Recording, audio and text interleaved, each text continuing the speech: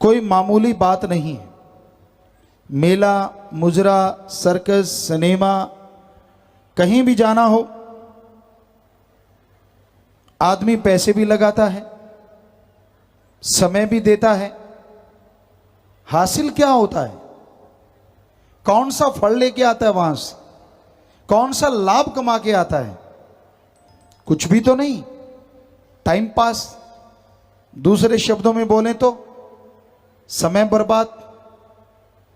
और सत्संग में कोई पैसा नहीं लगता, कोई चढ़ावा नहीं लगता। वो भजन है, कीमती है ये समा, इसे लगाता कहां। सत्संग में आ जा, फायदा उठा जा, देखे जो सब नाश हुआ। इंसान मैं मेरी करता रहता है, हर समय इसे अपना बना लूं, उसे अपना बना लूं, एक होड़ सी लगी हुई है। मेहनत करना, कड़ा परिश्रम करना बिल्कुल भी गलत नहीं है, पर किसी का हक मार के खाना, किसी से छीन के खाना, इससे बड़ा पाप धर्मों में दूसरा नहीं है। जब आप किसी के मुंह का निवाड़ा छीन के खाते हो तो वो निवाड़ा अमृत, आबो हयात नहीं, बल्कि धीमे जहर का काम करता है। इसलिए आप मेहनत की करके खाएं, कड़ा परिश्रम करके खाएं, हक हलाल, दसा नौं दी किरत कमाई, हार्ड वर्क, ये हमारे सभी धर्मों में प्रेरणा है। पर आप किसी को भी देखिए, ज्यादातर लोग ठगी मारते हैं, बेईमानी, छल कपट, भ्रष्टाचार, रिश्वतखोरी से पैसा कमाते हैं। उनका धर्म कौन सा होता है? बदनाम धर्म होता है और बुरे कर्म करता है इंसान। धर्मों में लिखा नहीं है ठगी, बेईमानी, भ्रष्टाचार, बल्कि धर्मों में तो ये पाप बोला है। फिर भी आप लोगों को ठगी मारते देखो, बेईमानी, रिश्वतखोरी, भ्रष्टाचार करते देखो, और पहचानो उनका धर्म कौन सा है। क्योंकि हिंदू, मुस्लिम, सिख, ईसाई, बौद्धिस्ट, जैनिस, बहुत से धर्मों को हमने पढ़ा, उनमें तो कहीं भी इन चीजों के लिए कोई जगह नहीं है। ठगी, बेईमानी, भ्रष्टाचार, रिश्वतखोरी, उनमें तो गुनाह है, पाप, जहर। पर कौन मानता है धर्मों की? धर्मों का दिखावा, धर्मों का सरनेम हर कोई लगाता है, हर कोई पहनावा पहनता है। पर जब धर्मों की बात मानने की बात आती है तो कोई कोई है जो धर्म के वचनों पे अमल करता है। धर्मों को सिर झुकाना, सजदा करना, नमस्कार, सत्कार करना जरूरी है, लेकिन उसके बाद बहुत बड़ी बात यह है कि धर्मों में जो लिखा है उसको मानना भी जरूरी है। हम चैलेंज करते हैं, किसी धर्म में लिखा हो निंदा चुगली करना बढ़िया है, नशे करना बहुत अच्छी बात है, ठगी, बेईमानी, भ्रष्टाचार सही रास्ता है, बुरे कर्म, हरामखोरी करना, वेश्यावृत्ति करना बिल्कुल सही है। कहीं भी किसी भी धर्म में हमें लिखा हुआ बता दो, हम सत्संग करना छोड़ देंगे। ये लिखा हो कि ये जायज है, ये सही है। सारे धर्मों में ये लिखा है, ये गुनाह है, ये पाप है, ये मना है। पर लोग धर्म का दिखावा करते हैं, धर्म के वचनों पे बहुत कम चलते हैं। महापुरुषों ने लिखा, कलयुग में कर्म धर्म नहीं कोय, कलु का जन्म चंडाल के हो। ऐसा टाइम आएगा, धर्मों का नाम तो सब रखेंगे, पहनावा तो सब पहनेंगे, पर धर्मों के कर्मों को बेरहम बन के लोग खत्म कर देंगे, यानी धर्म का कर्म नहीं किया करेंगे। तो आज वो टाइम चल रहा है। आप कोई भी ठेका देख लो शराब का, उसके सामने कौन खड़ा है? बुरा ना मानना, कोई हिंदू, कोई मुस्लिम, कोई सिख, कोई ईसाई, वैसे कपड़े पहने एक आदमी खड़े हैं।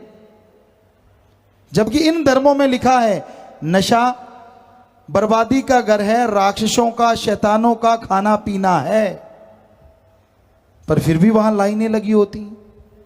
कोई शरेआम पीता है तो कोई चुपके चुपके पीता है। फिर धर्म का नाम क्यों? धर्म का नाम ना रखो। कहता ये कैसे ना रखो, ये तो मेरे मां बाप का धर्म है। अरे भाई, धर्म को अगर मानते हो तो धर्म में जो बातें लिखी हैं उनको भी मानो। गुरु पीर फकीर को अगर मानते हो तो गुरु वचन भी मानो। सिर्फ मानो और अमल करो, फिर देखो जीवन में कैसे खुशियां आती हैं, कैसे आपके बुरे कर्म धुल जाते हैं और अच्छे कर्म बन जाते हैं। आज होड़ लगी है, होड़, ठगी की, बेईमानी की, भ्रष्टाचार की, नशे की, दूसरे को नीचा दिखाने की, झूठा गुमान जो गैरत का रूप लेता है, उसको झुका दूं, उसको झुका दूं।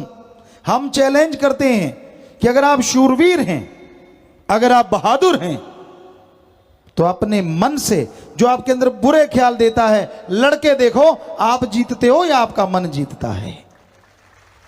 पता चल जाएगा आप कितने शूरवीर हैं, कितने बहादुर हैं। लड़ो अपने बुरे विचारों से। कोई नहीं लड़ता, कोई नहीं कदम बढ़ाता आगे। मालिक के प्यारे भक्ति करने वाले वही मन के लगाम डालते हैं। ठगी, बेईमानी, भ्रष्टाचार, रिश्वतखोरी जो बढ़ती जा रही है, इसका कारण है आत्मिक कमजोरी, जिसने इंसान को बना दिया हवशी। किसी को माया की हवश, किसी को काम वासना विषय विकारों की हवश, किसी को अहंकार की हवश। बहुत लोग हैं पूरी दुनिया में, अपने देश में अरबों खरबों, पता नहीं इससे कितने गुना ज्यादा उनके पास पैसा है। क्या उससे वो गद्दा बनाएंगे जिस पे नींद ज्यादा अच्छी आएगी, या रजाई बनाएंगे जिससे गर्माहट ज्यादा आएगी। गाड़ी ले ली, जहाज ले लिया, बाल बच्चे, कोठियां, बंगले, बगीचे, सब कुछ बन गया, फिर भी वो ज्यों के त्यों पड़े हैं। तो कहीं वो सही जगह पे लगा दिए जाएं तो आने वाली पीढ़ियों का फायदा हो जाए। इसी पे एक बात आपको सुनाते हैं, सच्ची बात। एक शाहूकार थे, बड़ा धन था उनके पास, बेहद कंजूस मक्खी चूस जिसे कहते हैं, बहुत पैसा था। वो मुनीम को कहने लगे, मुनीम जी जरा हिसाब लगा के बताओ, मेरे पास जो दौलत है ये कितनी पीढ़ियां खा सकेंगी।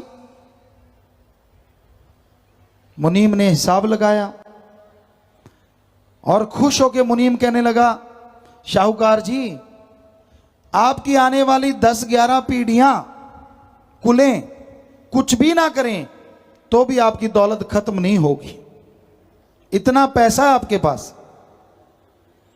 शाहूकार रोने लगा। मुनीम दंग रह गया कि मैंने सोचा ये खुश होगा, ये तो रो रहा है। मुनीम ने पूछा, शाहूकार जी रो क्यों रहे हो? कहने लगा, मेरी 12वीं पीढ़ी को कौन खिलाएगा? मैं तो मर गया, ये तो सिर्फ 11 पीढ़ियां ही खा पाएंगी। मुनीम जी ऐसा कुछ बताओ जिससे मेरी और ज्यादा पीढ़ियों को मैं कमा के दे के जाऊं और वो आराम से जिंदगी गुजारे। मुनीम बहुत समझदार था, भगवान को मानने वाला। कहने लगा, शाहूकार जी अगर आप ऐसा चाहते हो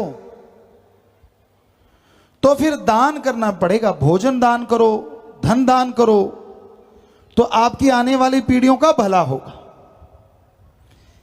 मुनीम को शाहूकार कहने लगा, मैं कितना दान करूं? मुनीम कहने लगा, जी ऐसा करो, आज आप भोजन ले चलो, फलां भक्त है अपने उसको भोजन देते हैं। शाहूकार लगा बस? कहता हां जी ये दान होता है, भूखे को खाना खिलाना। वो भोजन लेके गया, दरवाजा खटखटाया, अंदर से भक्त जी बाहर आए, कहने लगे, अहो भाग्य, नगर सेठ हमारे घर आए। कैसे आए सेठ जी? सेठ जी कहने लगे, भाई मैं तो तेरे को भोजन देने आया हूं। भक्त कहने लगा, 1 मिनट सेठ जी रुको। भक्त अंदर गया, वापिस आ गया, कहने लगा, सेठ जी ये भोजन ले जाओ, मेरे घर शाम का भोजन है, ये भोजन मेरे को जरूरत नहीं, किसी और को दे दो। आंखें खुल गई सेठ जी की। ओ तेरी, मैं तो सोचता था 12वीं पीढ़ी को कौन खिलाएगा, और इसको कल की चिंता नहीं, सिर्फ शाम तक का भोजन है, ये बेफिक्र है, चेहरा नूर से भरा हुआ और मैं रोता ही रहता हूं। तो मुनीम ने बताया, सेठ जी भूखों को खाना खिलाया करो, प्यासों को पानी पिलाया करो, मेहनत हक हलाल की खाया करो, खून चूसना बंद कर दो तो आने वाली पीढ़ियां आपकी मौज करेंगी। तो ये है हमारे धर्मों का सच्चा दान। पता नहीं इतने इतने पैसे लोगों के पास, दुनिया के पास हैं, उसका करेंगे क्या? पता नहीं कब पटाखा सा बोल जाएगा, सब कुछ धरा धराया रह जाएगा। खुद तो गए ही गए, और जो छोड़ गए किसी को फायदा भी नहीं हुआ, क्यों पता ही नहीं किस किस में फंसा रखा है, कहां कहां उलझा रखा है। यहां तो चलो फिर भी ज्यों त्यों ढूंढ सकते हैं, कहते हैं बाहर तो कोई नंबर मिलता है, वो नंबर जिसके पास है उसका पैसा है, नंबर गया तो सब कुछ ही गया।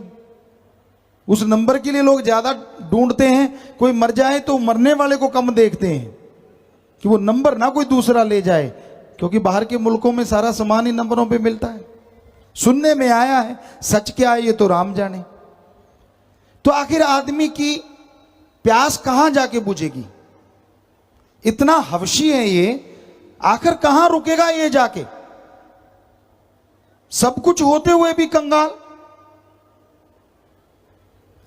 ऐसे हम सत्संग करते करते, राजस्थान में पहाड़गंज जगह है, रात को वहां रुके, जंगल में रुकते थे, टेंट लगा लेते थे। एक बुजुर्ग दंपति वहां, हम पहुंचे, सेवादारों ने बताया गुरुजी आधा मकान गिरा हुआ है, एक मकान सही एक गिरा है। हमने कहा बना दें, कहते ना। क्या आप आटा ले लो, कहते ना। कहते गुरुजी से मिला दो। हम मिले, बोलो बुजुर्गवार क्या सेवा करें आपकी? कहने लगा गुरुजी सेवा की जरूरत नहीं, वो पैसे लेके आए। हमने कहा नहीं हमने नहीं लेने। कहता गुरुजी पहले फकीर हो जो किसी से लेते नहीं, वरना जो भी कोई आता है हम तो देते ही देते हैं, तभी आशीर्वाद मिलता है अगर देंगे तो। हमने कहा आशीर्वाद बिकाऊ नहीं होता, ये बिना टैक्स के मिलता है।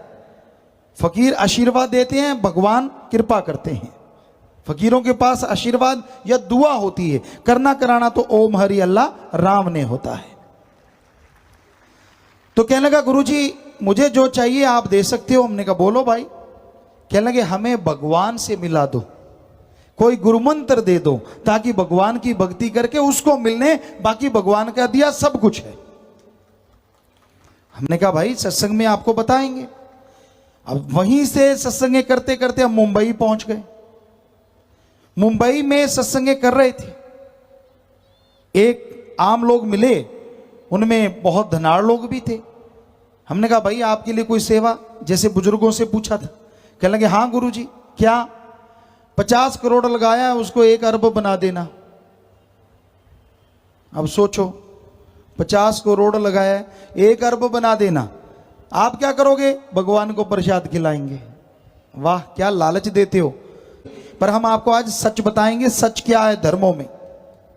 धर्मों में सच है, भावना से प्रभु को पाया जा सकता है, श्रद्धा से पाया जा सकता है।